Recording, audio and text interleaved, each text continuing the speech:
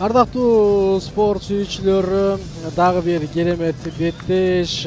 Кайсыл бирден келди дал ушул Мамбет Токто беттешке чыкпай калабы деген ойлор болгон. Мамбет Токто Кермал уулу бирок иш жүзүндө ага атаандаш табылды жана Мамбет Токто дал ушул жерден өзүнүн беттешин өткөрөт. Кытайлык кыргыз албетте туулган жеринин урматтаганы үчүн мына Кытайдын желеги менен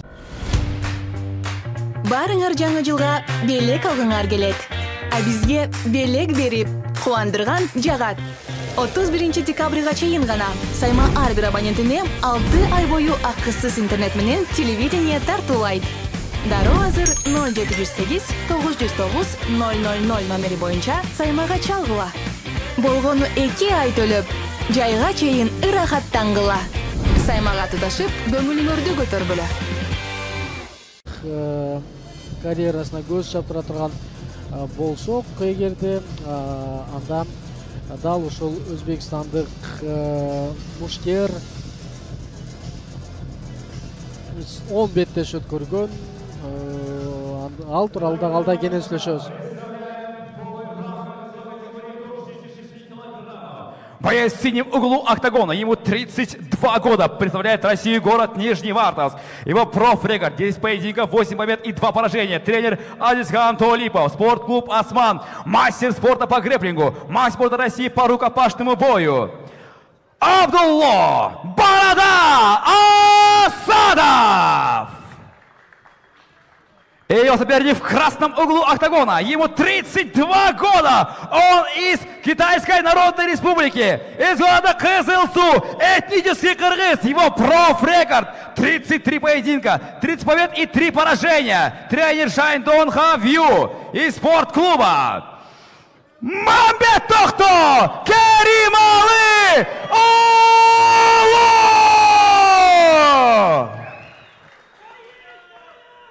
Эбек, ардактуу мекендештер, дал ушул жерден Мамбет Токто Керимал уулу өзүнүн ушул ата бабасынын тарыхый мекенинде дебюттук беттеши, бирок буга чейин албетте профессионалдык рингде жалпы 33 беттеш өткөрүп, анын 30-ында жеңишке жеткен Мамбет Токто Керимбек уулуна FC уюму чоң бир мүмкүнчүлүктү түзүп берип, өзүнүн ушул тарыхый жеринде беттеш өткөрүп берүүгө чоң мүмкүнчүлүк түзүп, жана менимче бүгүн мушкер өзүнүн жеңишке болгон дымагын өз элинде ушул бир чоң ийгилик жаратууга ашыгат болуш керек. Андыктан биз ашыкпай көрөбүз. Канча дагы каршылашы дагы ушул Абдулла Асадов буга чейин 10 беттеш өткөрүп, анын 8-inde жеңишке жеткен. Канча дагы мушкерлердин бардыгы эми кылдаттык менен мына борбордук бөлүктө ээлегенден кийин эми ашыкпайт. Анткени экөөндө тең чоң тажрыйба бар, экөө тең ушул беттештерден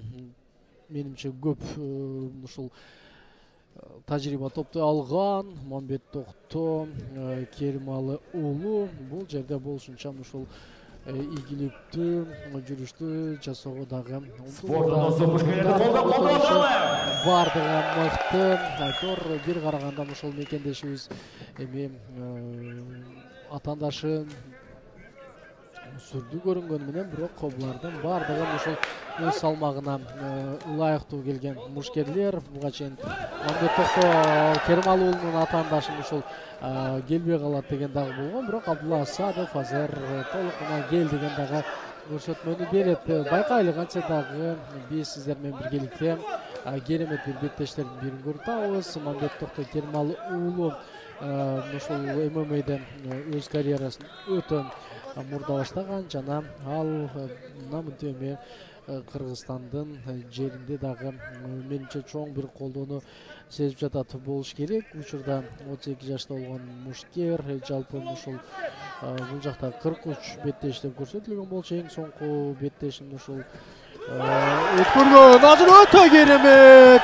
Азыр Мамбет Токто кандай керемет турду атаандашын айланып төбөнөн чүрүп койгонун байкадыңыздар. Жана Мамбет Токто Керимал уулу Азамат Бали бүгүнкү ушул турнирдин эң коз жеңишине жетти десем болот. Айтор, канча дагы мына караңыздар, шамдагайлык, чапчаңдык бардыгы мыкты жагынан орун алды. Жана биз сиздер менен биргеликте биз гана эмес, Абдулла Асадов өзү түшүнбөй калды болуш керек.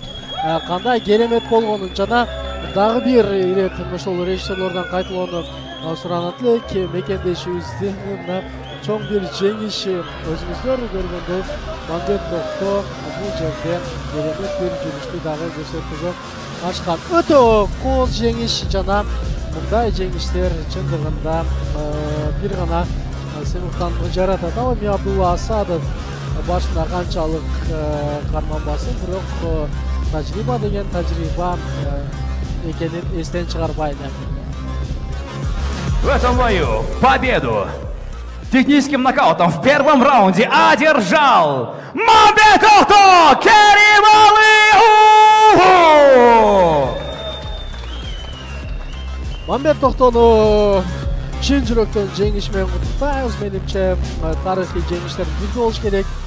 Кыргызстанда анда дагы ошол өтө кооз жеңиш жана мындай жеңиштер чындыгында Мамбет Токто Керималыогунун бир гана сыймыктанууну гана жаратат жана сөзсүз түрдө азыр алдыңкы Мамбет Токто келсеңиз. Кайталоону дагы Мамбет Токтонун сөзүнөн кийин Биринчиден көрөбүз. сиздерди куттуктайбыз жеңишиңиздер менен. Экинчиден Кыргызстанга кош келипсиздер. Эмоциялар, сезимдер кандай болду? Рахмат, урматтуу кыргыз эли. Мен 32 жашка келген, жашыма келген чакта акырым ошо Кыргызстанга келдим. Ал болсо дагы мушул ээпси айтканда баятан сүйлөп өттү.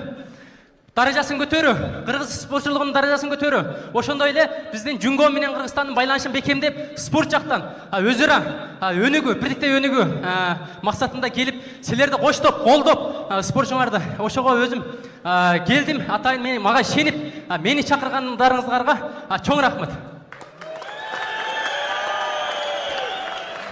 Ассаламу алейкум, кыргыз элим. Мынау биздин каныбыз, биздин бир тууганыбыз. Катуураак кол чаап коюңуздар. Өз элине келип, өзүнүн талантын көргөзүп атат.